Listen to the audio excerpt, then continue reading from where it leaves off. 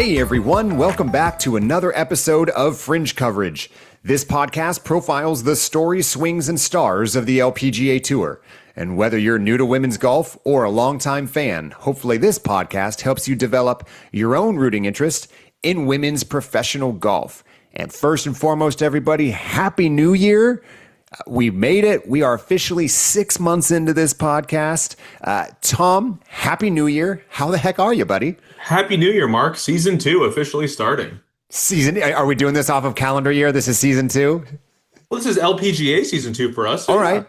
I'm good with it. And it'll be our first full season. Obviously, we came in 6 months in. That's right. This will be the second 6 months of the podcast will be you're still on your maiden voyage of the LPGA season of seeing what the front half of the calendar looks like in all these events. Absolutely, yeah. I'm still a baby in LPGA talk. So what's going on, man? Before we get into today's topic, which is a doozy, what's going on in your world? Nothing, man. I'm looking forward to this. You know, I don't usually like to talk about myself. As a co-host of a podcast, I usually let you take the reins on this one, but I guess I'm going to be under the microscope today. I mean, one of my favorite episodes that we did was dissecting you and your golf game and your mental game on the course, and I guess now it's my turn. Yeah, I do. This sounds self-serving. I do listen back to every episode, not only when in the edit bay, but then I've got my drive down to work. I always listen the day it comes out just to make sure it's sounding the way it did in the edit bay. And I sounded like a head case by the way you dissected me at the end there, especially when we started talking about pace of play issues. And I know I'm OCD about it and I'm concerned about it, but man, I've got some pretty firm opinions on it. I stand by them, but when I'm laying on the couch and the psychologist is coming after me, it sounded a little neurotic. I'm not going to lie. Did you feel the same way, Tom?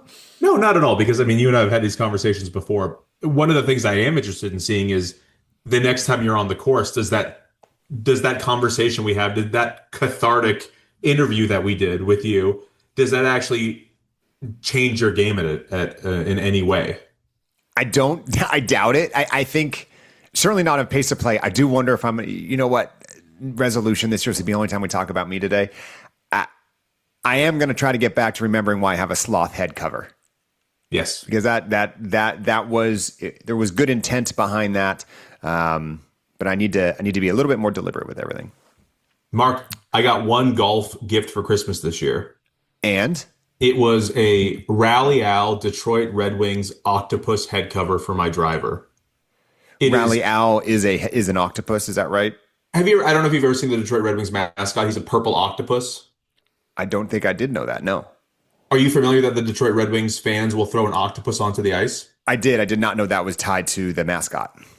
Oh, well, I think the mascot came second after that. So it's this big, fierce-looking octopus in a Red Wings jersey. It is entirely too top-heavy. It does not fit in my bag very well, but it is beautiful and it is all mine, and I can't wait to use it on a course. Well, let's start right there, Tom. Are you going to attach a swing thought to it? Ooh, I should. You know what? That's going to be a homework assignment for you. Okay. All right. Well, think about something about tentacles or staying grounded or attached. Okay, we'll I don't want to see any 8s on my scorecard. I'll tell you that much.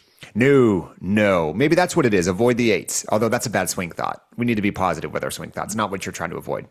Well, if you haven't figured it out yet, today's episode is all about Tom. We're going to do a player profile, like similar a few weeks ago. We did a player profile on myself. We are turning the cameras inward, looking at Tom this week. Look, we're two guys that talk about golf every week, specifically the LPGA Tour. But we do know that our personal relationship with golf is something that our fans have been interested in knowing about. So let me do a little bit of a tee up, Tom. We're going to talk about your origin story with golf, when it started, how it's taken off. But for the listeners, in recent years, Tom has really accelerated the amount he plays. From the time I met him, started really spending a lot of time with him about 20 years ago. He was barely playing golf at the time, and maybe we'd play a round of golf on St. Patrick's Day before March Madness. But now, you have started playing a ton more golf, and very obviously your quality of play has accelerated with that.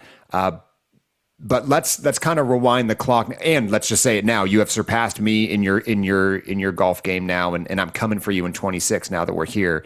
But before we get to where you are today, let's start from the beginning, Tom. And my first question is one that: what came first for you, golf viewing or golf playing? It was golf playing, but I was kind of that age where Tiger Mania kind of swept the nation. You couldn't turn on SportsCenter without seeing a Tiger Woods highlight or something like that. So I was well aware of Tiger Woods. I was acutely aware of Phil Mickelson, being a San Diego guy, and we root for him and all that. But aside from that, I didn't really ever watch the PGA. Truthfully, I didn't really even watch the PGA until, probably the last 10 years. Okay. When I was at home with my kids. They were babies and there's nothing on TV, so I would just turn on some kind of sports. It definitely started picking up more in the last 5 years or so.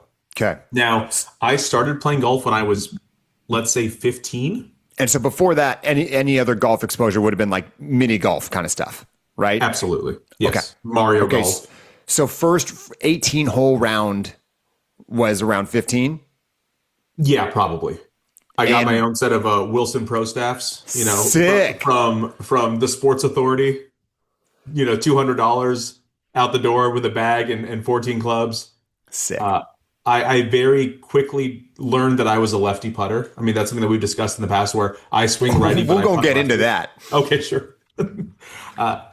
Eventually, when I had a friend who I would play with, and we would get rides over to the range from our parents or something like that, and I realized that it was kind of a fun sport. I enjoyed it. I was never any good at it. I was definitely, I would aim wide left and then just hit a nasty little slice with my woods, and I thought that was really cool because the ball was moving in such different directions. Now, eventually, I decided that I wanted to work my way up to nicer clubs, newer clubs, and golf is definitely one of those sports where if you want to just keep throwing money at it, you can buy the latest and greatest, and you can buy all these little tools to tinker with your game. And as you know, that really speaks to me because I really enjoy all that stuff. I was the kid who I bought my drum set when I was 14 years old, and I immediately said, well, I need a double kick. I need 5 cymbals at a time. I need 2 hi-hats, which is like the dumbest thing you could ever do. But I just said, that's what's going to make me better, right? If I just keep buying new things, it'll open up all these different avenues for me. And golf was no different. So first off, shout out at a point. Hey, I'm in the market for one. Maybe there was a time where 7 woods weren't really in style, but first off, shout out to your lovely, lovely wife who puts up with you throwing money at a lot of things. That is very much a personality trait of yours, of whether it's sports or your interests. Like if you love going to sporting events or concerts or whatever, you're gonna. Our group of 4 buddies always marvels at your willingness to say, and this isn't to say that you're loaded and you just have unending cash. It's you are very committed to doing the things you like, and I will always use it as a crutch for like golf costs money. Okay, so much time. I got kids at home, or like I'll just make up stuff. And usually like the cost thing is something that is a really easy out for me because I'm lazy. No one I know leans into. I don't think you've ever used it as a crutch ever. You're like, I appreciate that you think my frivolity is something to be admired. I don't think my wife would agree with that. That's why I said, shout out to your wife. And when you're retired at the age of 62 and I'm still working because I took a trip to Pinehurst when I was 50 that I didn't really need to take. Let's be honest. When you're 62, if either one of you is still working, it's your wife, and because she's a workhorse and she's going to bankroll you for the rest of your life. Fingers crossed. That would be great. That's a couple's goals right there. She works and I just go golfing during the day. Okay, I kind of do have to do an aside here since we are talking about your wife. Did your wife listen to the Fringies? Oh, I don't know. I don't think she did. She's listened to the playlist that I created on Spotify. Okay, so for you listeners out there, if you have not listened yet to our award show the other week, Tom and I did an LPGA season end recap, but we did it with a theme of our love of 90s hip hop and R&B and early 2000s for that matter. And the only person I vibe more with when it comes to musical taste other than Tom is Tom's wife. The 3 of us have a text thread that every now and then just a song comes up and we ask, do you remember this one? But Tom, you got to have her listen to it because I think We have had more feedback about this episode than any other one, or at least certainly I have.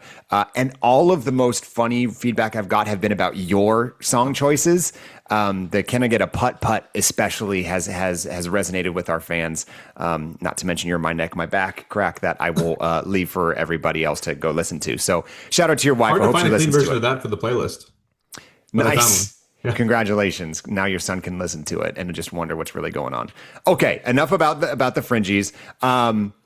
So we've talked a little bit about your evolution here. I'm going to fast forward to current day, Tom, and I don't have a preference of how you answer this question. This is more of an open-ended.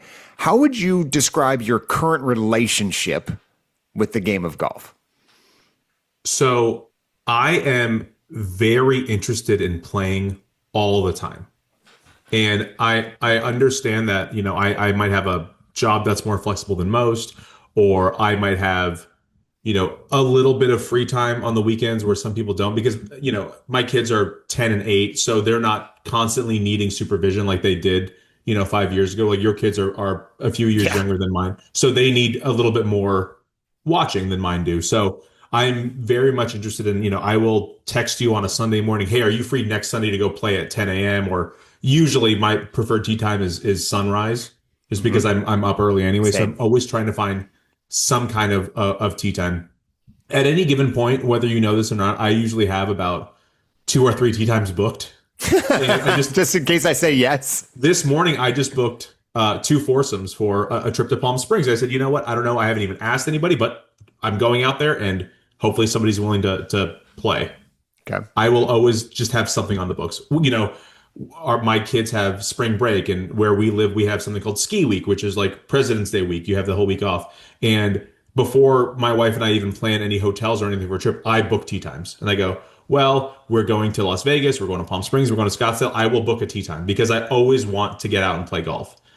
I don't really have a problem golfing by myself.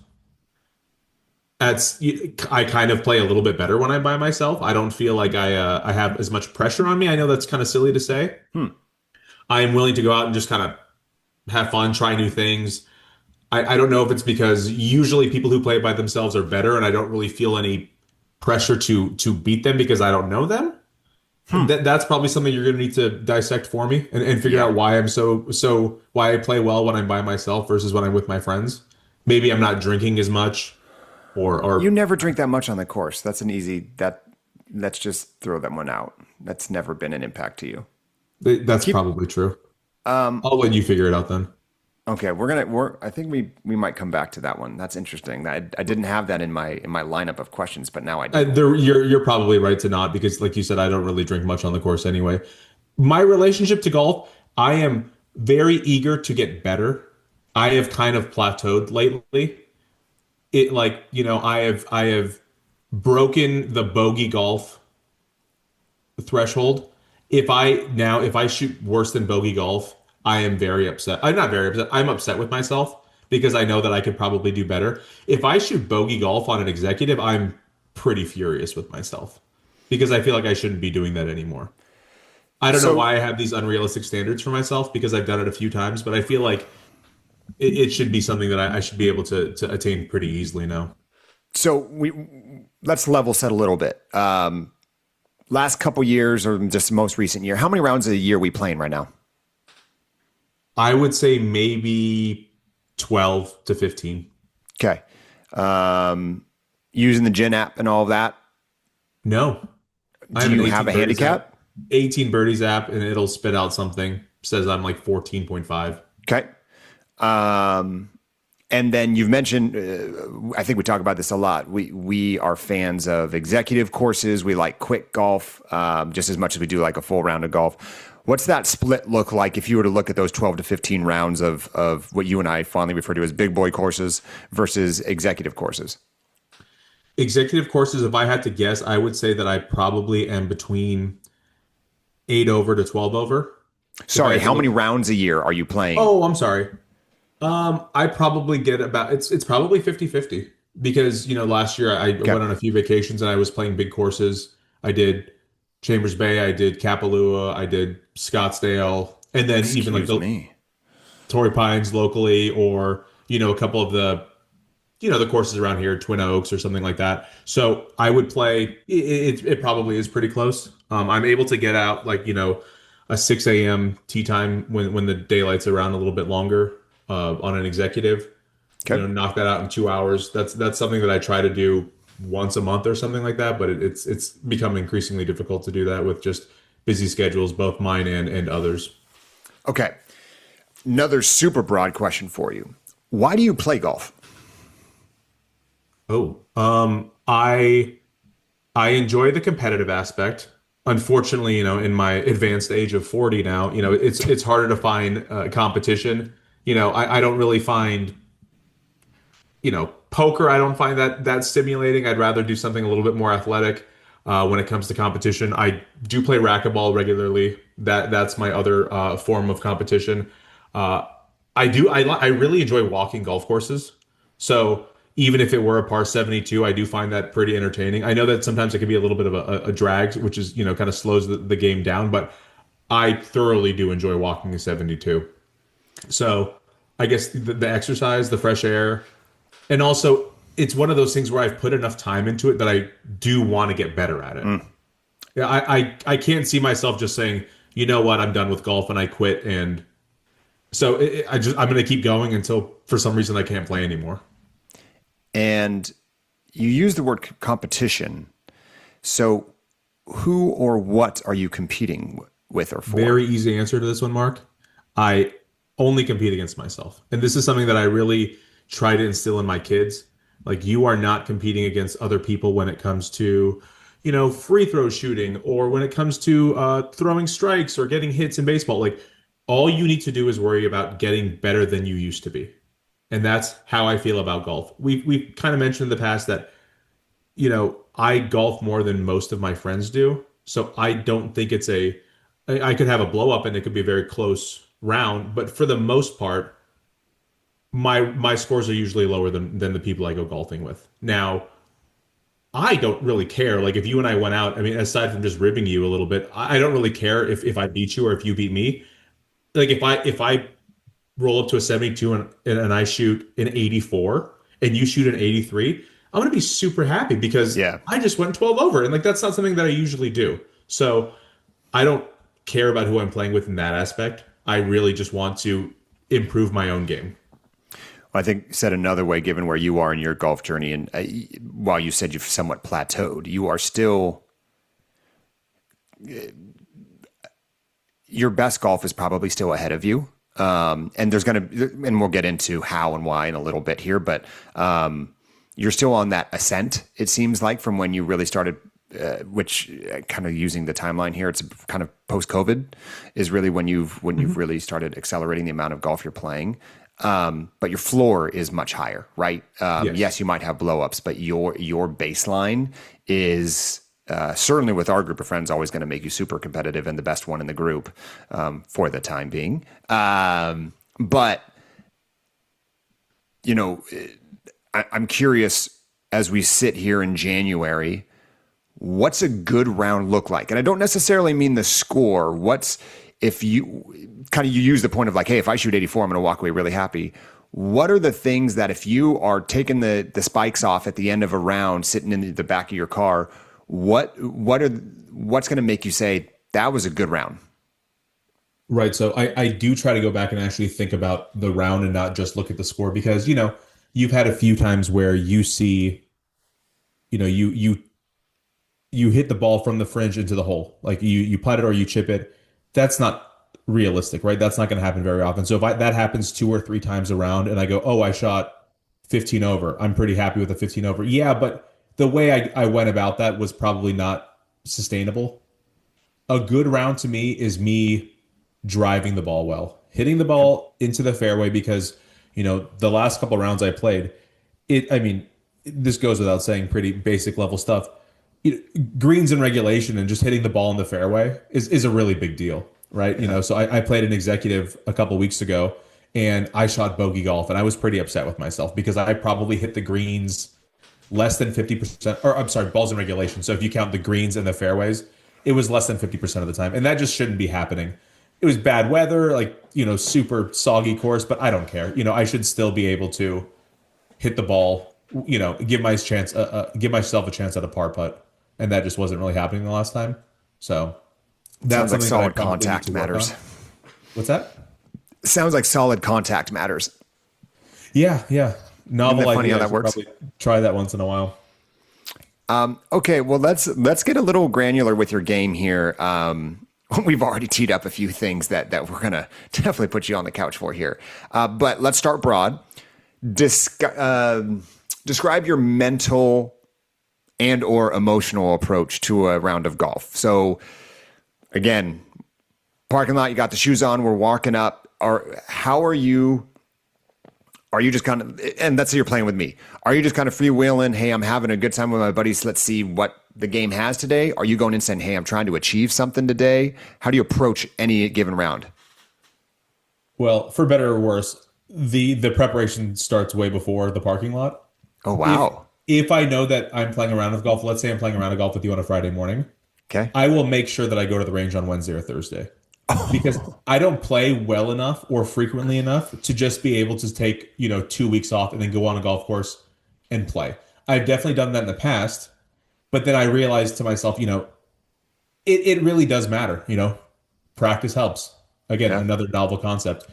Going out on a driving range, either just flushing some irons or hitting a ball off a tee, driving that kind of stuff really does need tweaking and just needs more. I need more reps. Okay. Now, you and I usually play very early, and I have a very, very bad habit of not being able to sleep if I know I have to wake up early. So if we have a 6:30 tee time and I have to be at the course at 6, I set my alarm at 5 and I wake up every 30 minutes leading up to that, and I don't sleep very well.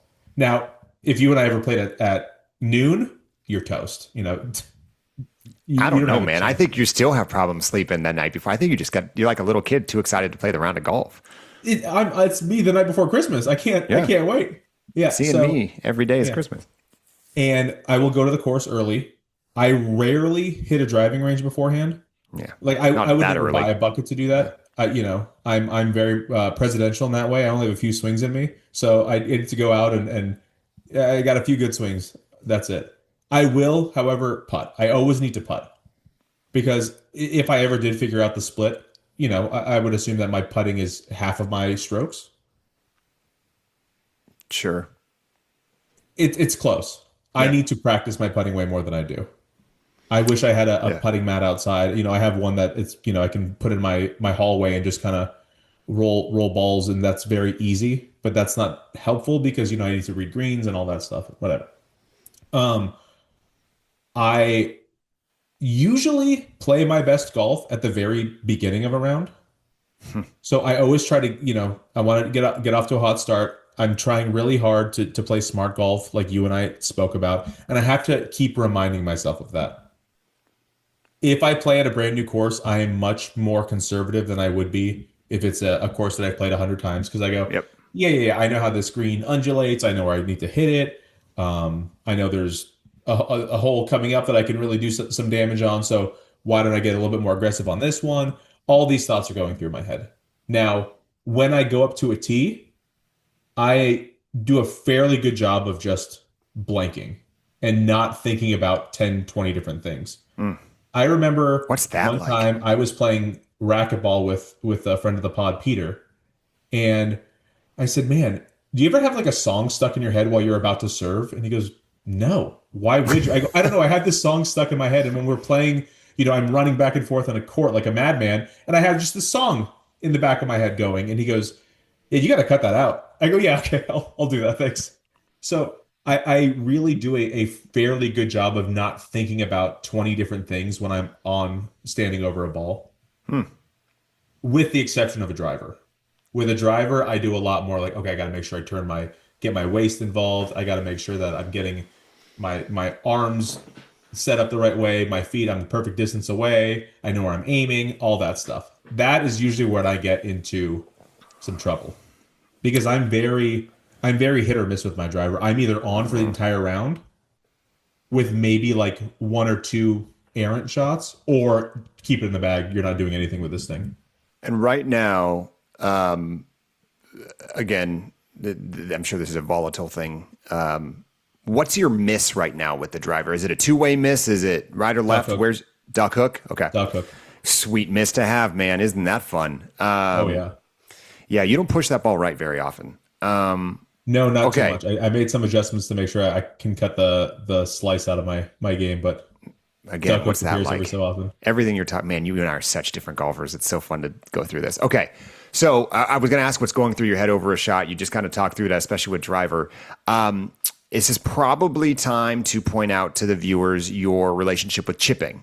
I said viewers, and I hope no one's watching this. Listeners. So why don't you share with the people your approach to chipping, and we'll dive into it from there. Very easy. I don't do it. I don't care. I am a big proponent of the Texas wedge. It is something that I need to desperately kick. That needs to be one of my golf New Year's resolutions. I need to become a better chipper. Now, for some reason, I got it in my head that when you are around the green, you use a lob wedge. If you're in the bunker, you use a sand wedge, and that's about it. Okay. As we've mentioned, I putt lefty. So I do not have that putting motion on the right side. Like, I know a few people who, when they get close, they will do like a little bump and run with an 8-iron. I can't do that. I don't know how to putt righty, so I can't bump and run righty. Do you know what I mean? Oh man. Okay. It's not a putting motion, so let's start there. I think you're in your head about what you think this motion is with, in this case, a bump and run. Again, if you're using anything between, other than a lob wedge, some people use a pitching wedge, 9-iron, 8-iron, you ain't putting it. There's wrist hinge, there's where you're putting it in your stance. There's weight differentials, not like putting. So what you have been doing lefty is absolutely putting, good posture putting, all of that. None of that. Let's say we put a lefty club in your hand and you knew how to swing lefty, it would not look like your putting stroke. So that's probably a good place to start when it comes to however you decide to go about learning to chip and pitch, and improve your short game. Let's start there. Don't use a putting stroke. It won't go anywhere. But you're right. What was Everyone this advice for the last 20 years, Mark? Well, you're not exactly the most receptive to advice on the course. You do not like on the course. You are very receptive to advice. You don't like tips. You don't like tips mid-round because you're working with something. That's not the time to tinker. And I get that. I remember seeing an Instagram video of Phil Mickelson explaining chipping, and it got in my head, and I still do it to this day, and with varied success. I put the ball at my front foot. I put my weight on my front foot. My right foot's pretty much there just to balance myself, and then I chip like that. If you are chipping, that's what you're doing for every chip. Pretty much, yeah. So again, we'll do the 30-second version of this. Where the ball is in your stance completely is dictated by what you're trying to do with it on the green, whether there's rollout or not. It should only be on your front foot if you're trying to put it up and stop the ball. Yep. If you're going to have rollout, that's usually what I try to do. I do not hit low chips. Well, it totally depends on the pin you're going to. If the pin is very close to you, yeah, you want to put it up and have it stop. But if you're trying to roll it out, ball should be on back foot. We'll get into this later, but walk me through, when does a wedge come out? When does putter stay in the bag off the green? You will hear me say this numerous times around. Am I trying to get my best score, or am I trying to get better at golf? If I'm on a heater, if I'm 1 over through 5 holes and you see me land on, right off the fringe, I'm putting it because I'm doing very well and I want to keep my score low. If I've already had 2 blowups through 5 holes and now I'm, course record's not in sight for me, I will then try to bring out a wedge, which I will more than likely not hit well, which would then probably just get me more upset. I am the guy who will go get a medium bucket at the range, and I use my wedge or either my lob or my sand wedge, and I chip about half the time. What kind of range are you at? Grass or mats? Usually mat. The one that's closest to my house is mat. the turf interaction is completely different. You're never going to feel the dig. You're going to get away with stuff that you stub because normally you would roll the sod over it, but you'll bounce off the mat. Like don't worry. I think we both know I'm not a golf instructor, so we won't go too deep on this. It's funny. I thought you were going to say something different when you say you will hear me say fill in the blank multiple times around. What's that? When it comes to New Year's resolutions, if there's something I would love to not hear from you, again, this is not negative. This is a very positive thinking approach to it.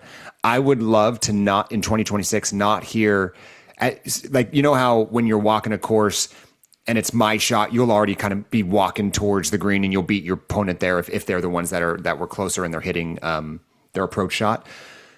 I do not want to have you ask me the question, am I chipping or putting?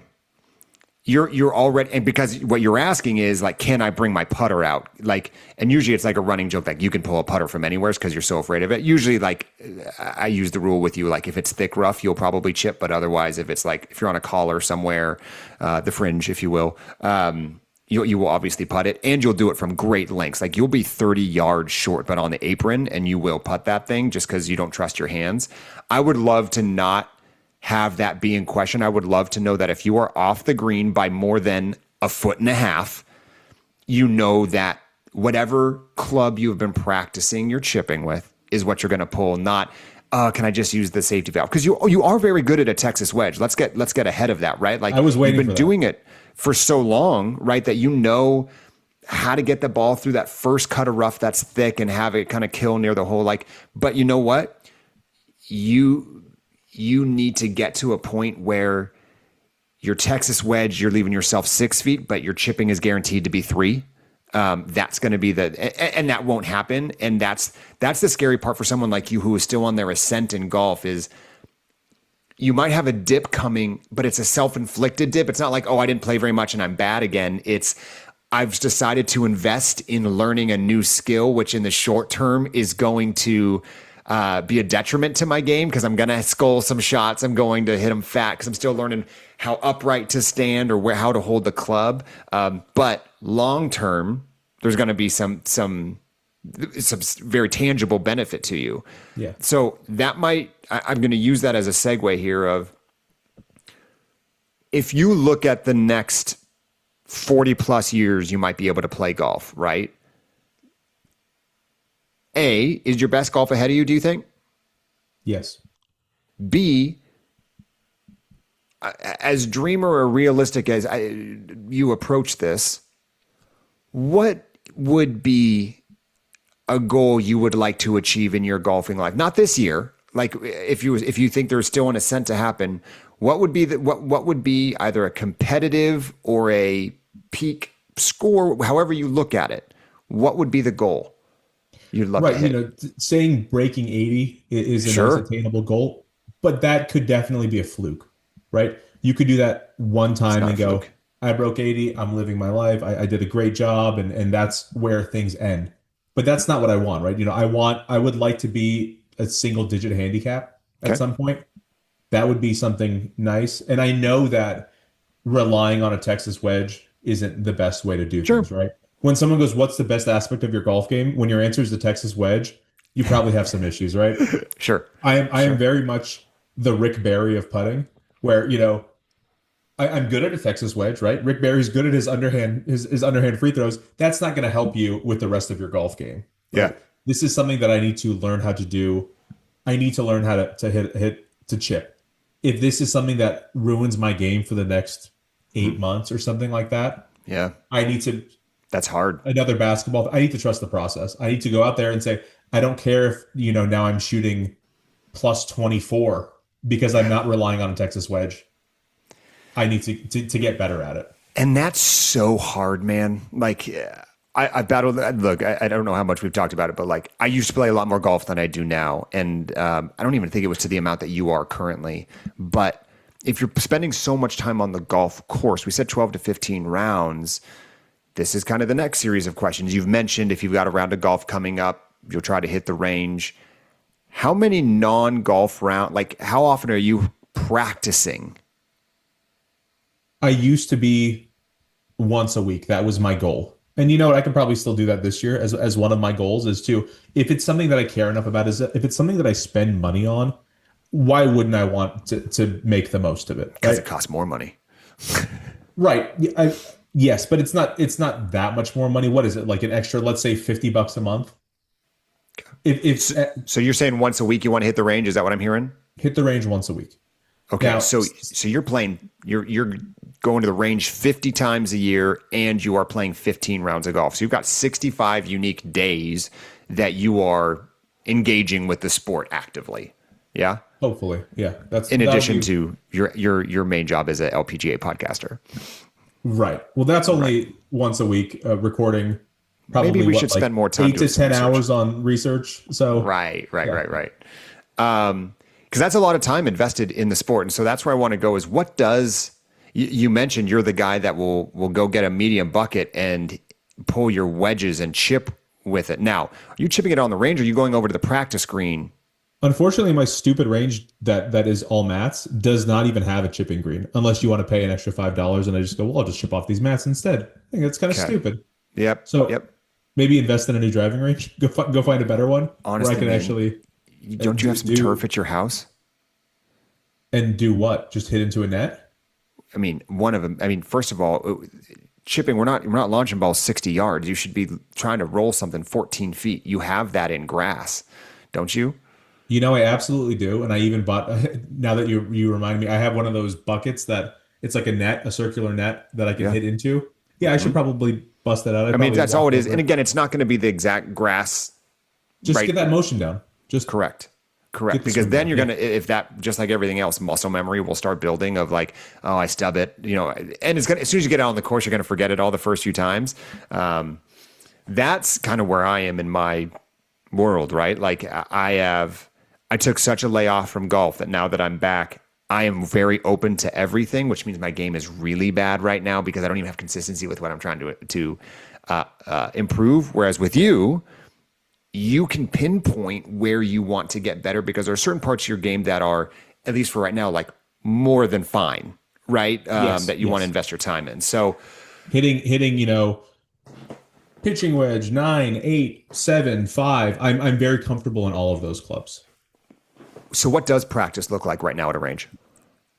I do some obligatory swings midair, right? No ball out there. Pretend like I'm stretching, like I know what I'm doing. I usually hit about, I would say 10 with a 7 iron, then about 10 with a 5 iron. Then I feel good about myself and I go driver. And if I'm hitting my driver well, depending on how I'm feeling that day, I will, if I hit 9 out of 10 really well, I'll put it away and say, figured out my driver, we're done. Or if I hit, 3 really, really bad ones, then I might just get discouraged and say, all right, no driver today. You're on timeout, driver. And then I will go to my chipping. I try not to go back to my 7 or my 5 or anything like that. I got those down. Those are good to go. I am very quick at the range, as you would know. Yep. Let's say I'm not even talking about a driver. This is just something where I am putting a ball onto the mat. I would say I could probably fire off, let's say 8 balls a minute. Does that sound right?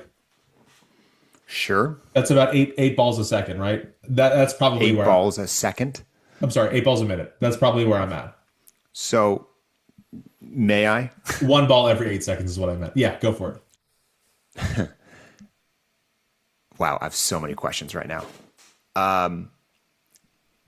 7 irons in your hand on the range. Yeah. You aiming? You have a distance you're trying to hit. What are you doing? Though I don't really trust the yardage markers out there. Well, they're I there for try- a reason. They're there for a reason. Well, I understand that, but it's not tailored to every single bay at the driving range, right? Okay. So, the further you move away from it, it kind of changes up. And I'm never scoping out at a driving range, but I am looking to hit my 7 iron about 170 Okay. off the mat. Do you know if you are hitting it 170? You and I were supposed to go get all this stuff measured out, and we never did. No. But I'm sorry. That's one of our resolutions. When you see it land, you can tell if it went 170 or not. No, Do you like trust your said, eyes? I'm If it- aiming at a flag. Okay. So you will. So if there's a flag 160, you're just trying to hit it just past it. Yeah. Okay. So the game of golf, you never hit the same club 2 consecutive times, right? Which is always why driving range is really interesting, right? It's like, okay, do I really just want to like, hey, I've been a bit weird with my irons, so I'm just going to spend a bunch of time with irons. There is certainly never a time in golf where you hit 2 shots within a minute. Right. And To be so fair, I've seen you use your driver like 3 times in a row before. nice. Because the 2 went into the water. Yeah. So I've always been fascinated with the right way to approach practice at a driving range because it's simulating. What are you trying to do? You're trying to simulate a golf round. You can't go, I'm going to hit a driver, then a 7-iron, then a chip, and then go back to driver, right? However, there is something to be said about if you have spent the last 20 minutes swinging 8 times a minute, you have already put your body in a state it will never be in on the golf course, which is overused arms, shoulders, hips, wherever you are active and firing. You have now put yourself in a place of stress, and maybe you can't get to the ball the same because you're starting to feel fatigue. You may not realize it in the moment, right? But there's never a point on the golf course that you're going to have those tired arms. Even on the 18th hole, the only tired will be the cumulative effect of having walked. And at your last driver swing is coming off on the heels of maybe a putt or 2, right? Mm-hmm. So I have been trying to remind myself on the range to approach a swing. I'm not waiting 1 minute between each shot, but I am, unless it's a time where I have to rush because I only have 20 minutes, the only way I'm going to do it, which is a very real life issue. And that's usually where I'm at, yeah. I guarantee you probably have 15 more minutes, I guess is where I go with that. And if you apply that 15 minutes to the 30 you're already there, you can start to become potentially way more deliberate with what it is you're trying to do. And I don't think this is right and wrong. I work my way up and then back down in a bag. Yeah. So you said, I won't go back. I try to get to driver mid-range session. And usually what I will do is I will start with either a pitching wedge or a 9, and I'll go every other club. So I'll go 9, 7, 5. And then on my way back down, I'll go evens. So then I have a swing. The one problem with driver for me is should be a very different swing. And if I'm doing irons, I then have to adjust. I don't have a problem with that because that's what you do in round every hole is like, hey, here's the driver swing. And now I got to get back to my iron swing most of the time. Like that is a much different motion and I want to replicate that more. I'm not simulating a round, but I do think for you, speed rounds or speed sessions at the range, I do not think are hugely beneficial to you, especially for a guy who is relatively confident with his driver and his irons. You may need to start picking out what it is you're actually trying to improve while on the range, as opposed to just like, I got my body and I know I got my body warm and I kind of know what my miss is going into my round 2 days from now. Right. And, obviously each round at the range is a tiny bit different. If I'm playing a 72, I will be using my driver way more often. If I'm playing an executive that has literally 2 chances or 3 chances of using my driver, I don't practice. You're hitting a bunch of 9 irons. Yeah, exactly. I don't know if you did this on purpose or not, but you've really, you just sparked something in my head where I don't know if I think it's probably the gluttonous side of me that, when you go to a McDonald's and you go, oh, I'll get medium fries. Oh, but the large are just an extra 10 cents. Like, why not just get a large?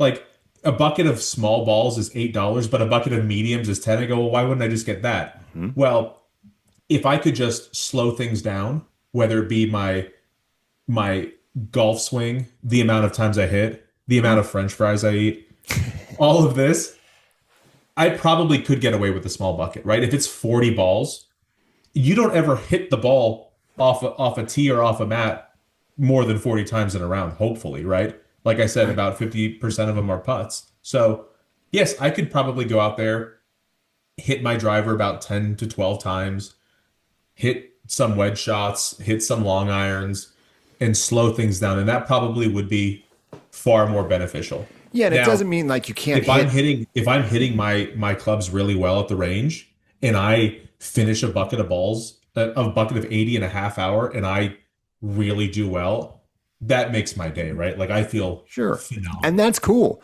But now you are back to your comment about plateauing. You now have to start being intentional about if you really want to improve.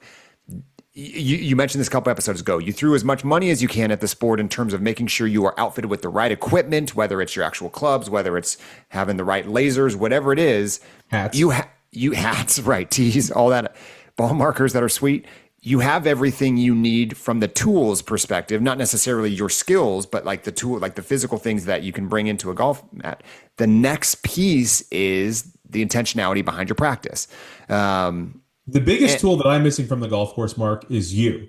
Like, I need you to come out, and not calling you a tool. I meant like I need you to come out. It goes both ways. I got the double entendre there. I need you coming out and talking with me about this. Yep. Most of the time when we are golfing with a group, we are very rarely talking about golf. Yeah. Now, there have been a few times where you and I go out and we say very intentionally, we are going to play smart golf. We are going to talk about golf.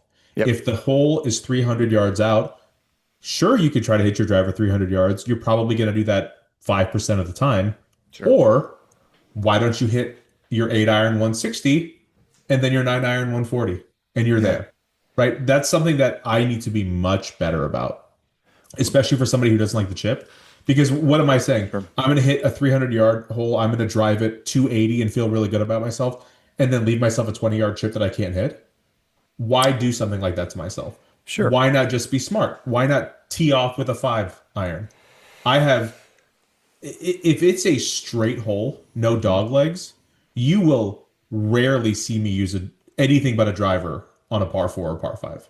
Yeah, that's normal. That's normal, right? But again, if it's 300 yards out, if I'm not going to drive that far, why not just split it up? Why not be smart about what I do? I think that's totally hole dependent. I still think most of the time the right play is pulling driver. Hopefully this is a bit of a, this should put your mind in a pretzel a little bit here. Like,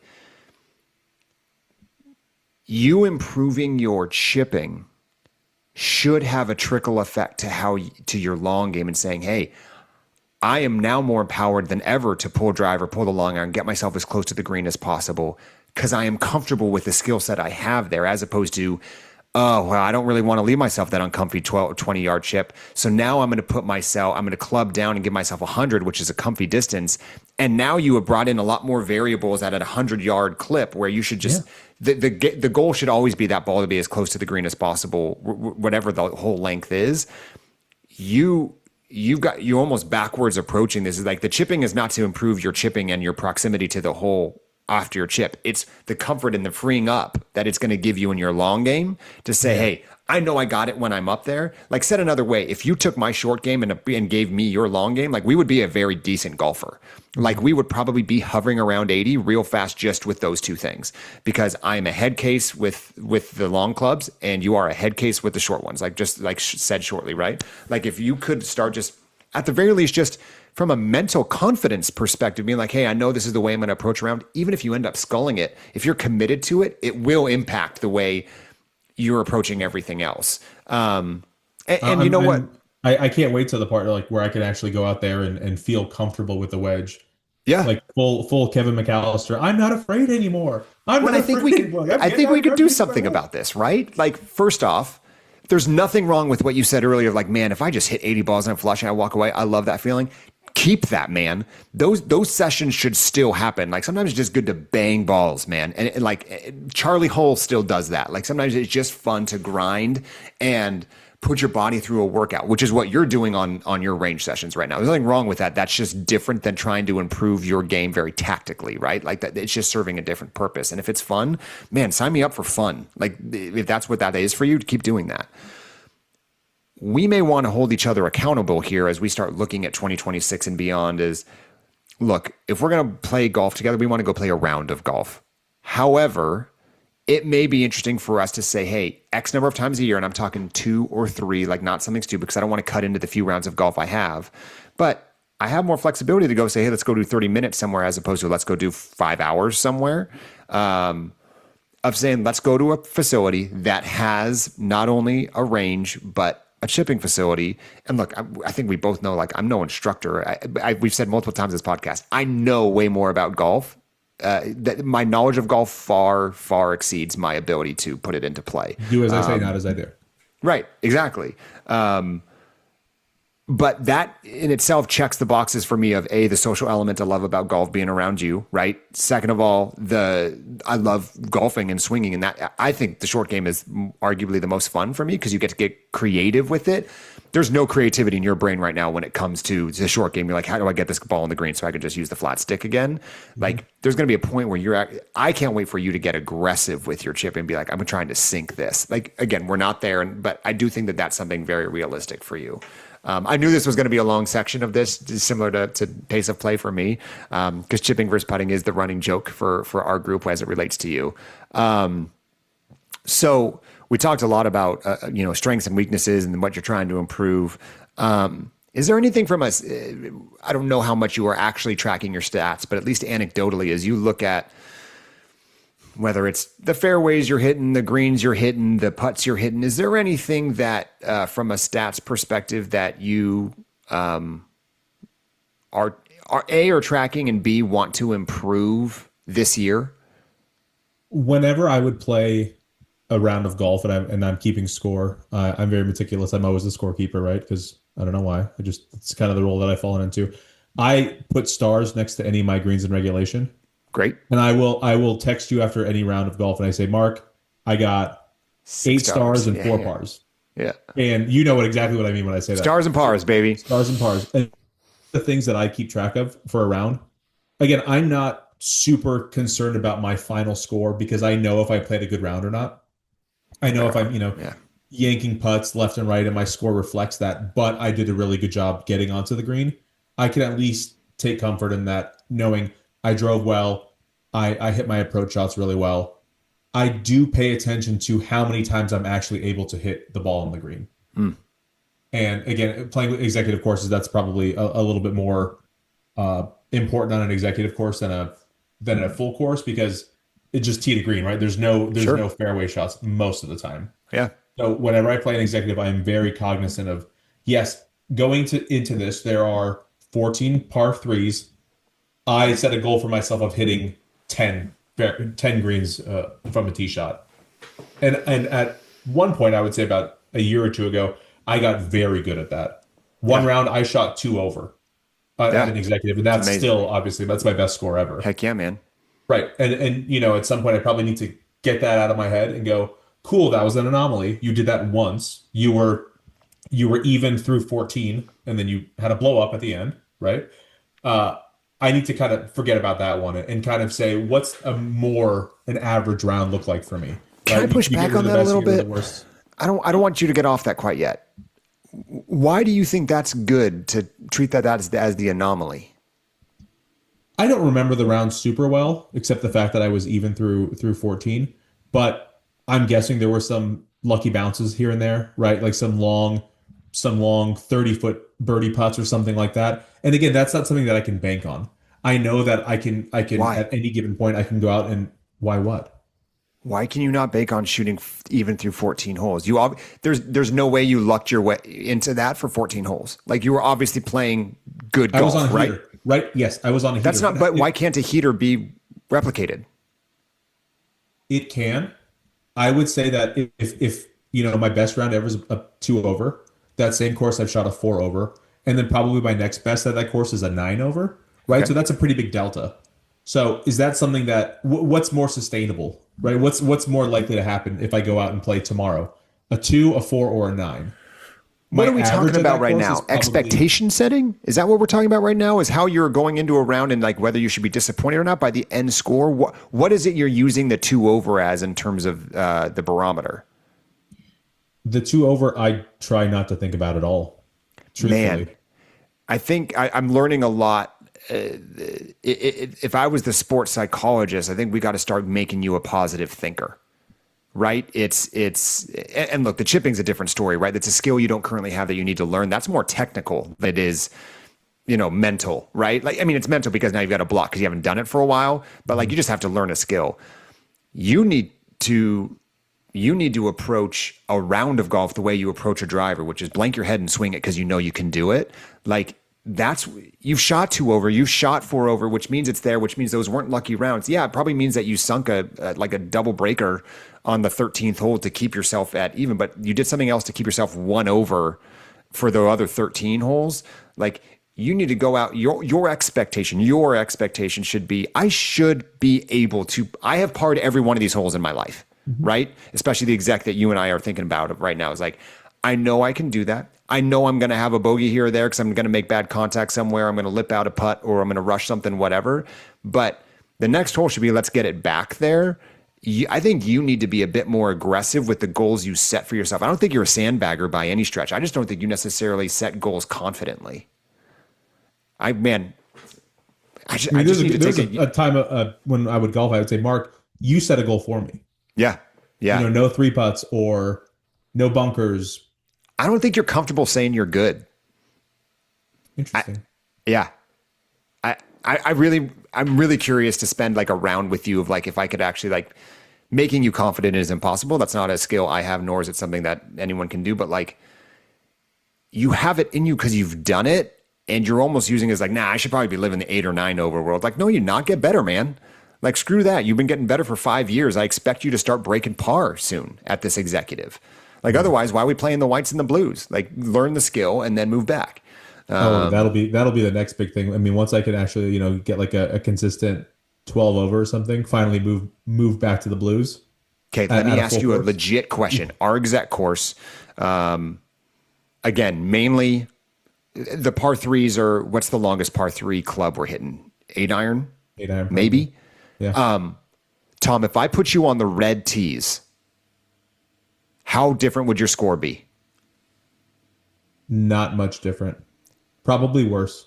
That tells you, okay, I don't know about worse, but that tells you everything. I only say that because, the 100s, 130s are really dialed in. Like, I got those wedges dialed in. If That I'm tells teeing you off with everything you need to know about where you need to get better.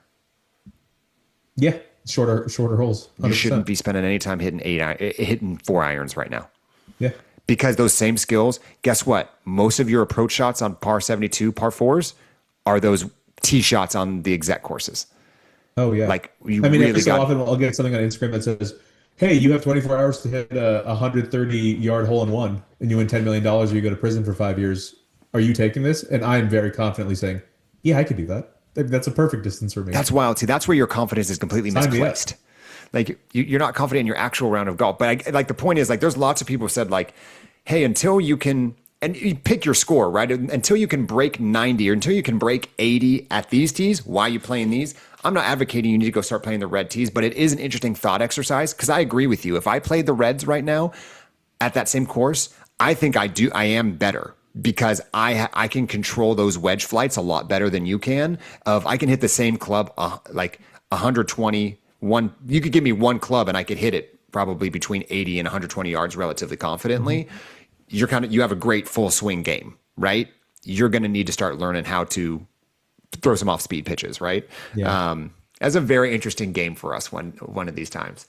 You owe me a round of golf, as in you owe to come play. I owe you. Yeah, you owe me. Let's be clear. Okay. Tom, let's shift a little bit. We're talking a lot about your mindset. I don't want you too much in your head, but if there's one takeaway, man, let's get confident. It's 2026. You're playing a ton of great golf. I'm going to play more with you this year. That is my promise to you, which low-hanging fruit here. I didn't play that much with you in 2025. My kid's about to start walking, which is good and bad. But second half of the year, I think we're going to be in a much better place for me to have some quality golf time with my boy Tom. Okay. You asked me this question and I really liked it, so I want to throw it back to you. On-course pet peeves. I really tried not to get too worried about other people on golf courses. Like, if somebody wants to take honors and hit first, go for it. Even if I hit a birdie and you hit a double, I don't care. Tee off, right? On-course pet peeves. I don't like when people get upset at other foursomes. How about that? Right? Like the group behind us is playing too fast and they're getting upset about that. Even when the group in front is playing too slow, I try not to get too upset because, again, at the end of the day, I'm out there playing golf, right? I'm having fun. I don't like yelling. I'm like, oh my God, can you hurry up? I absolutely, I cringe if someone, like if our group were to hit too early on a group in front of us, I wilt, right? I cannot. You're afraid of conflict in general. Yeah. Right. It's we're all out here to have fun. And, probably somebody who's having a great round of golf is not too concerned about what other groups are doing. So I guess that, right? Okay. Inverse question.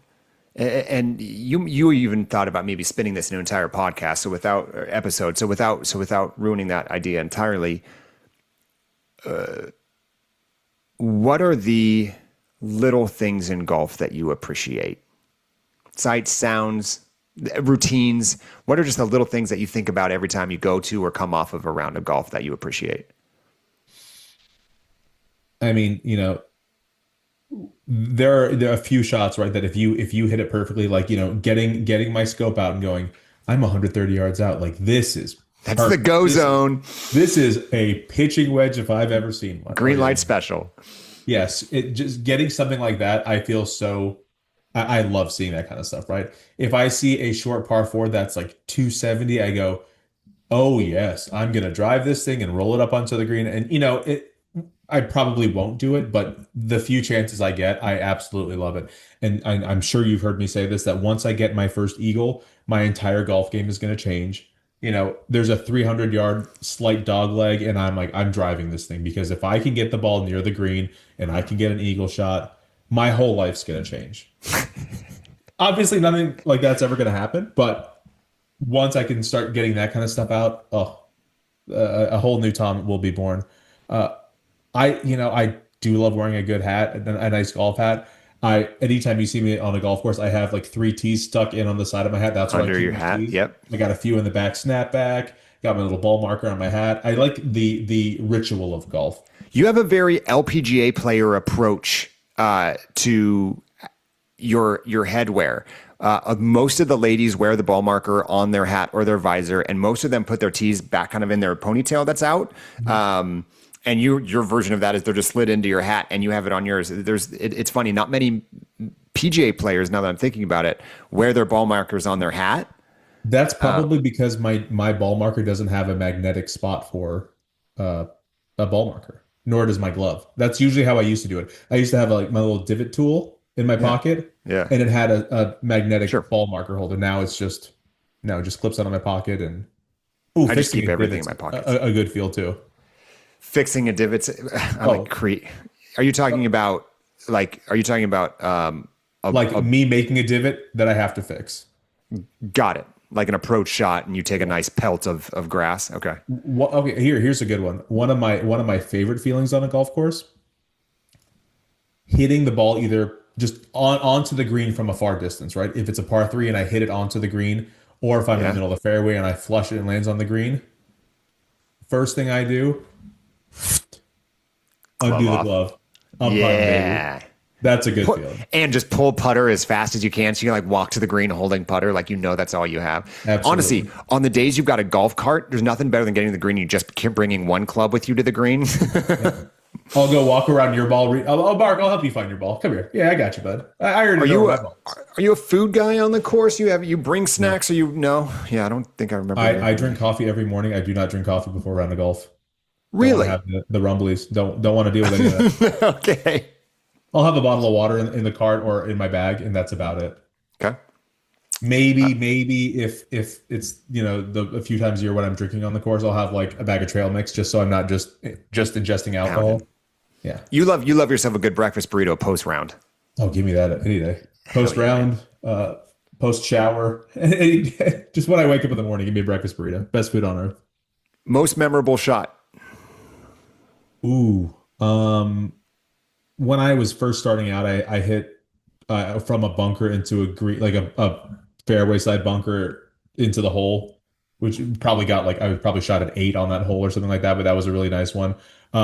There's another course over here that has a couple short back-to-back par 4s, and I drove the green both times back-to-back, which was phenomenal. And they were like 260 out or whatever, and I remember that. More recently, when we were over at Rams Hill, I was being smart about things, right? I said, I'm going to be smart. I'm not going to go for a green. I'm going to play it 145, 140 in, and I hit it exactly 145 with my 9-iron, and then I left it 2 feet of the hole with my next shot. And just thinking about being smart on a golf course, that's something that I will try to carry with me moving forward. That doing something like that actually will pay off. The more you do that, the more that eagle comes into play, especially when you talk about driving green, and all it is cash in the putt. You got to put yourself in spots to do it right. Eagles are normally going to come. Eagles come in different forms, right? jarring one from the fairway, probably less likely than the par 5 where you've left yourself just off the green and you're either chipping or Texas wedging, or you've got like an actual putt for it. The only way that short game pays off is if you're putting yourself in those positions. So like you need to continue what you're doing with your long game. Like it's funny how all of this is always interconnected. Like I can remember where I got really good with my short game, and I will tell you, man, it came at a major detriment to my long game because my mechanics changed and I didn't realize it. Yeah. Like, I didn't compartmentalize like, hey, this is just one thing. Like my hands a chipping hand drill I was doing was getting in the way of like my driver. And all of a sudden it was like, it wasn't like slicing a ball. It was hosel rockets every time. It'd be like brutal.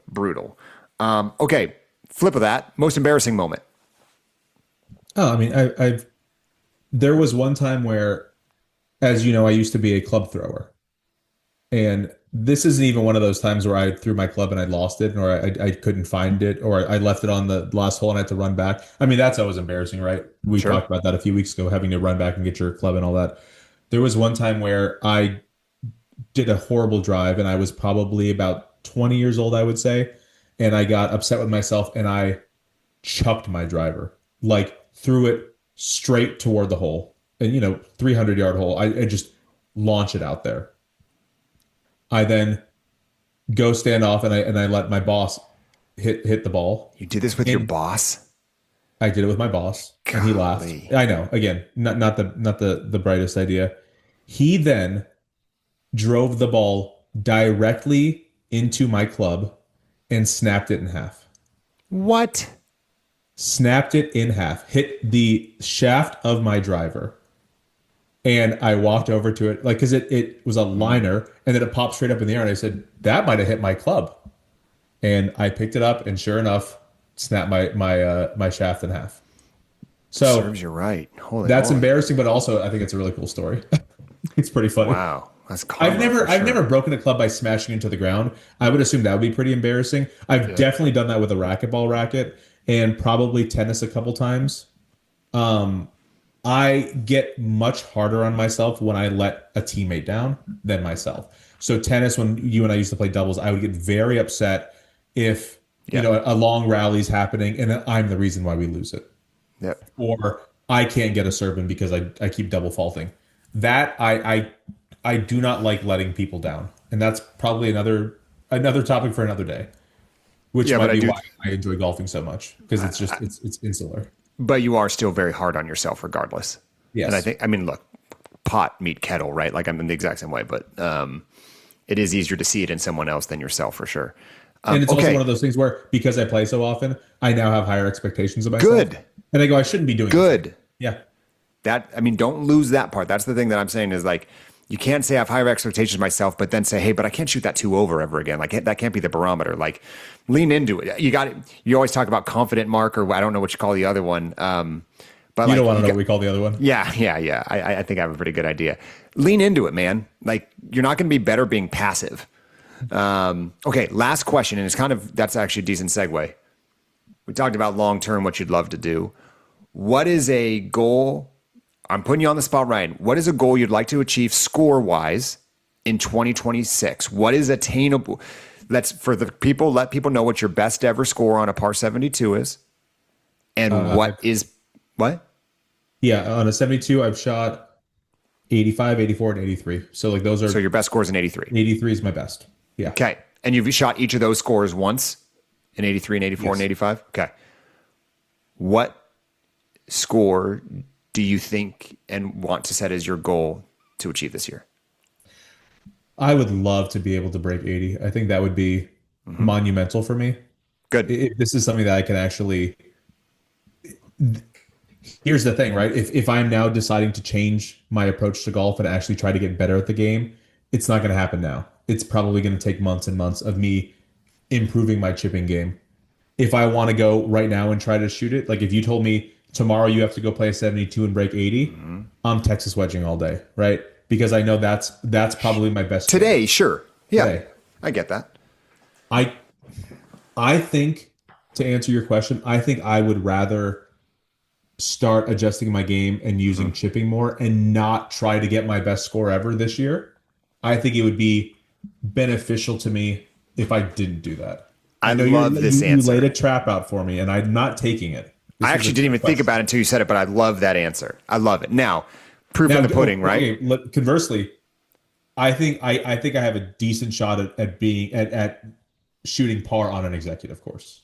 That was going to be my next question. Is I don't even know if the par 72 question was the right one, which is, hey, I totally this local course where I've shot the 2 over and the 4 over. I think this year, if I try hard enough or even give myself enough opportunities, I think I could probably shoot par there. I think so too. I mean, look, whether it's been on an executive or a par 72, like you've had plenty of 9-hole stretches. I think 18 holes becomes overwhelming when you think about the end score. If you look at nines, like you've shot even or 1 over multiple times on that exec course, and then even on a par 72, like you've had those 3 or 4 over, 2, 3, 4 over nines. That just has to happen on both sides. That's it, and you break 80. That's probably a decent goal to shoot under on a 9. There you go. Yeah, that's a great goal. Yeah. So go to the range once a week or some golf event, right? Again, if I do play around the golf, I try to get a range in before that. So a range a week, shoot par at an executive, and maybe possibly break 80. Do you have a facility near you that has a place you could pitch? Yes, it's not the closest one, but I can definitely find one where I can get out there on some actual grass. Take a quarter of your range session. Still 75% of those 50 times, keep doing what you're doing. Maybe get a little bit more deliberate with what you're doing on the mats.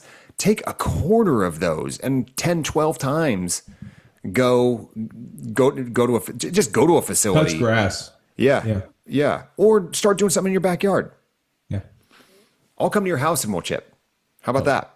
Perfect.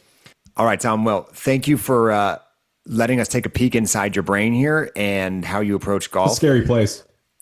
Honestly, man, I think it is for everybody. I think when you care about something, the neuroticism is going to come out somewhere, right? Whether it's how you hit a shot, what you're afraid of. We asked you the questions that are going to expose those things, but I thought my episode was super cathartic. I haven't been able to play golf since we did it, but I do think what I took away from mine is like, man, I just really enjoy golf. And I think while you're in a very different place with your journey of like, man, I really want to be good at golf. You got to put in the work now and believe the product is going to pay off. Like just believe. Yeah. I need one of those signs above my door. As always, you can follow us on Instagram at Fringe Coverage Pod.